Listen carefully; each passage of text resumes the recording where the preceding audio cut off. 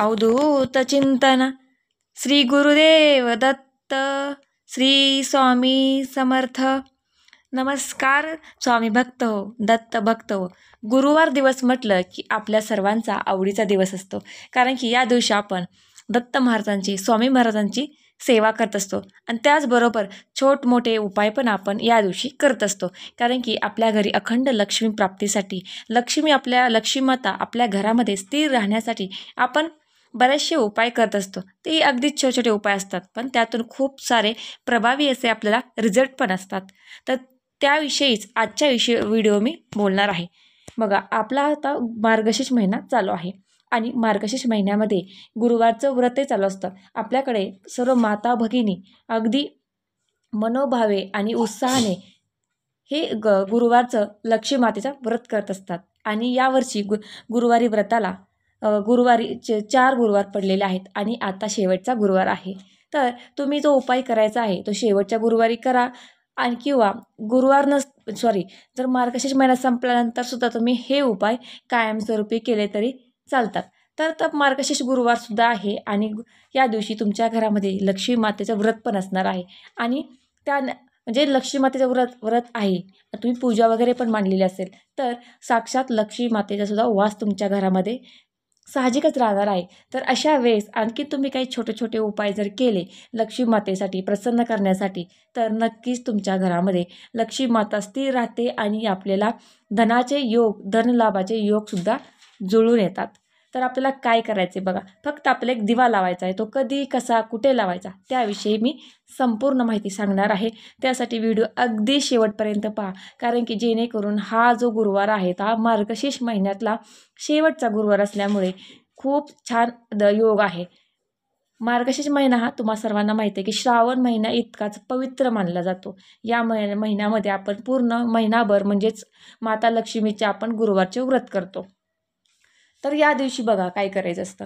तर माता लक्ष्मीला हळद खूप प्रिय आहे. त्याचबरोबर विष्णू भगवानांना सुद्धा हळद प्रिय आहे. त्यामुळे आपण हळदीचे उपाय केले तर माता लक्ष्मी बरोबर विष्णू भगवान आपल्यावरती प्रसन्न होतात आणि आपल्याला आशीर्वाद देतात आणि माता लक्ष्मी आपल्या घरामध्ये धावत येते.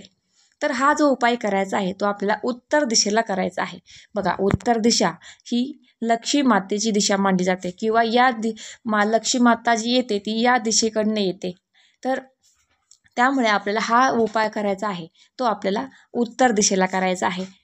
आणि हा उपाय आपल्याला कुठे करायचा आहे तर आपल्या घरामध्येच करायचा आहे, बाहेर कुठेही आपल्याला करायचं नाही. तर सर्वात अगोदर हा उपाय काय करायचा ते तुम्हाला मी सांगते. गुरुवारच्या दिवशी सकाळ आपल्याला लवकर उठायचं आहे. म्हटलं तर तुम्ही ब्रह्मांड मुहूर्तावरती जर हा उपाय केला तर अतिशय चांगले लाभ आहेत. पण जर नाही सकाळचं लवकर उठायचं आहे, तुमची काही पूजा आहे लक्ष्मी व्रताची ती मांडून घ्यायची आहे. त्या अगोदर मी सांगू इच्छिते की जर कोणाचं लक्ष्मी व्रत नसेल तर त्यांनी काय करायचं. लक्ष्मी व्रत जर तुमचं नसू द्यात, तुमचा उपवास नसेल नसू द्यात, तुम्ही कुठली लक्ष्मी मातेची सेवा नसेल केली या महिन्यामध्ये असतात महिलांचे, माता भगिनींचे काही अडचणी असतात, इच्छा असूनही आपल्याला ते व्रत करता येत नाही किंवा आपण ती सेवा करू शकत नाही. प्रत्येकाचे काही ना काही कौटुंबिक अडचणी असतात. तर ताईंनो, दादांनो, काही टेन्शन घेऊ नका, बिनधास्त तुम्ही हा उपाय करू शकता. त्यासाठी फक्त लक्ष्मी मातेचे व्रतच हवे आहे का किंवा उपवास करावा लागतो का असं काहीही नाही. तुम्ही फक्त मनोभावे श्रद्धेने हा उपाय करायचा आहे. तर उपाय काय करायचा ते सांगते मी. गुरुवारच्या दिवशी तुम्ही लवकर सकाळी उठा, पूजा तुमची असेल, व्रत असेल तर ते मांडून घ्या. ज्यांचे नसेल त्यांनी स्वच्छ आंघोळ करून तयार व्हा आणि रोजची आपली नित्यसेवा आटपून घ्यायची, देवपूजा आटपून घ्यायची. त्यानंतरनं आपल्याला तांदळाचं पीठ घ्यायचं आहे. बघा, लक्षात घ्या, तांदळाचं पीठ घ्यायचं आहे. तांदळाच्या पिठामध्ये तुम्हाला चमच्यावर हळद टाका, जेणेकरून ते पीठ पिवळं होईल आणि त्याचा आपल्याला दिवा तयार करायचा आहे.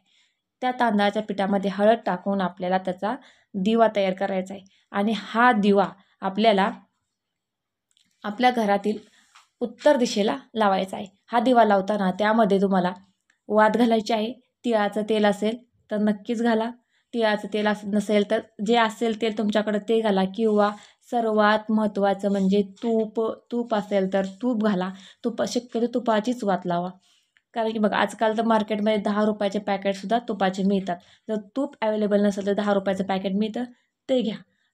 त्या दिव्यामध्ये ते तूप घालायचं आणि त्याच्यामध्ये तुम्हाला 11 लवंगा घ्यायच्या. तर तो 11 लवंगा कशा घ्यायच्या, थोडंसं हळदीचं पाणी करायचं. त्या लवंगा थोडंसं त्याला हळद लागली पाहिजे. पाणी टाकलं तर थोडं ओलसर होईल, पण त्या लवंगाला तुम्ही हळद लावा. हळद लावायची आणि 11 लवंगा त्यामध्ये टाकायच्या. आता या लवंगा टाकायच्या कशा, तर या लवंगा प्रत्येक लवंग टाकताना तुम्हाला एक मंत्र बोलायचा आहे. ओम श्री महालक्ष्मी नमः. ओम श्री महालक्ष्मी नमः. हा मंत्र तुम्हाला प्रत्येक लवंग बरोबर म्हणायचा आहे. मग तुम्ही 11 टाका किंवा 21 टाका, जेवढ्या वेळा टाकताल ते प्रत्येक लवंग टाकताना तुम्हाला हा मंत्र म्हणायचा आहे. आणि तुम्ही दिवा प्रज्वलित करून त्यामध्ये ह्या लवंगा टाकायच्या. बघा काय होतं, जे आपल्या घरामध्ये निगेटिव्हिटी असते ती दूर होती. जसं बघा आपण अंधारा खोलीमध्ये दिवा लावला जसा उजेड होतो, तसं अगदी निगेटिव्हिटी निघून जाते किंवा वाईट शक्ती असेल तीही निघून जाते. त्याचबरोबर माता लक्ष्मी त्या दिवशी आपल्या घरामध्ये प्रवेश करत असते, गुरुवारी दिवशी. कारण की आपल्या घरी लक्ष्मी व्रताची पूजाही असते, त्यामुळे माता लक्ष्मीचा वास आपल्या घरामध्ये असतोच. मग ती आलेली लक्ष्मी आपल्याला स्थिर ठेवायची असते. ती लक्ष्मी जर आपल्या घरामध्ये काही भांडत्या दिवशी वादावाद कटकट वगैरे काही निगेटिव्ह असेल तर लक्ष्मी माघार जाते. तर ती आलेली लक्ष्मी आपल्याला स्थिर ठेवायची आहे. आणि यानंच लक्ष्मी स्थिर झाल्या, तुमच्या प्रसन्न झाल्यावरती तुमच्या घरामध्ये खूप चांगलं वातावरण तयार होतं. कौटुंबिक अडीअडचणी दूर होतात.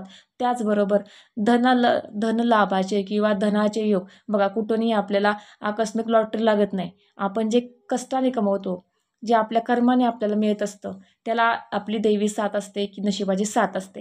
हे सगळ्या गोष्टी घडून याव्यात यासाठी आपल्याला हे उपाय करायचे असतात. किंवा हे छोटे मोठे उपाय केल्यानं कुठेही आपल्याला लॉटरी लागत नाही किंवा कुठेही आपल्याला गटोडं पैशाचं सापडत नाही. फक्त आपण जे कर्म करतो, आपण जे काही रोजचे पैसे कमवतो, ते पैसे टिकून राहावे किंवा त्या पैशाला पैसा लागावा आणि आपली पैशात वाढ व्हावी, धनसंपत्तीमध्ये वाढ होण्याचे योग तयार होतात. हा त्या पाठीमागचा उद्देश असतो. त्यामुळे तुम्ही गुरुवारच्या दिवशी आवर्जून तुम्ही तुपाचा दिवा लावा. त्याच्यामध्ये 21 11 लवंगा पिवळ्या करून टाकायच्या आणि हा पिवळा दिवा लावायचा.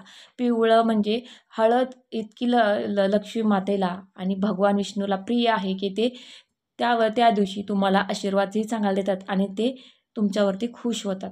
त्यामुळे गुरुवारच्या दिवशी आवर्जून मार्गशीर्ष गुरुवार आहे, शेवटचा गुरुवार आहे. माता लक्ष्मीची पूजा जर तुमच्याकडे असेल तर ती उत्तम आहे. त्याचबरोबर तुम्ही हा उपाय करत असाल तर अतिशय उत्तम आहे. आणि हा दिवा तुम्हाला लक्षात ठेवा रात्री 12पर्यंत तेवत ठेवायचा आहे. त्यामुळे तुम्ही जे त्याच्यामध्ये जे कुठलं तेल घालणार आहे किंवा तूप घालणार आहे ते तुम्हाला वरचेवर घालायचं आहे. आणि हा दिवा रात्री 12 वाजेपर्यंत किमान तेवत राहायला पाहिजे, ह्याची फक्त तुम्ही काळजी घ्या. तर नक्कीच तुम्ही आवर्जून गुरुवारी हा उपाय करा. अगदी सकाळ सकाळचा केला तर चालेल. बघा काहींना सकाळची इकडं वेळ नसतो, प्रत्येकाच्या काही ना काही अडचणी असतात, कुठं सर्व्हिस असते, कुठं काही ना काही अडचणी असतात. तर तुम्ही सायंकाळच्या वेळी जरी लावला, सायंकाळच्या वेळी लावला तरी चालेल, 3 ते 4च्या वेळेत लावला तरी चालेल. आणि हा दिवा तुम्हाला रात्री 12पर्यंत तेवत ठेवायचा आहे. आवर्जून तुम्ही हा उपाय करा, कारण की हा मार्गशीर्ष महिना वर्षातनं एकदा येणार आहे आणि हा शेवटचा गुरुवार आहे. त्यामुळे माता लक्ष्मीचा तुम्हाला अखंड आशीर्वाद मिळेल आणि अखंड तुमच्यावरती कृपा राहील. त्यामुळे नक्की हा उपाय करून बघा. आणि जर व्हिडिओ आवडला असेल तर व्हिडिओला लाईक करायला विसरू नका, चॅनलला सबस्क्राईब करा आणि छान अशी एक कमेंट करा. तर झालेली सेवा माता लक्ष्मी चरणी अर्पण करते. हा व्हिडिओ इथेच थांबवते. माता लक्ष्मी तुमच्या सर्व इच्छा अपेक्षा पूर्ण करो, तुमच्या घरामध्ये ऐश्वर्य भरभराट करो, हीच माता लक्ष्मी चरणी आशा व्यक्त करते. हा व्हिडिओ मी इथेच थांबवते. भेटूया पुढच्या का छानशा व्हिडिओसोबत.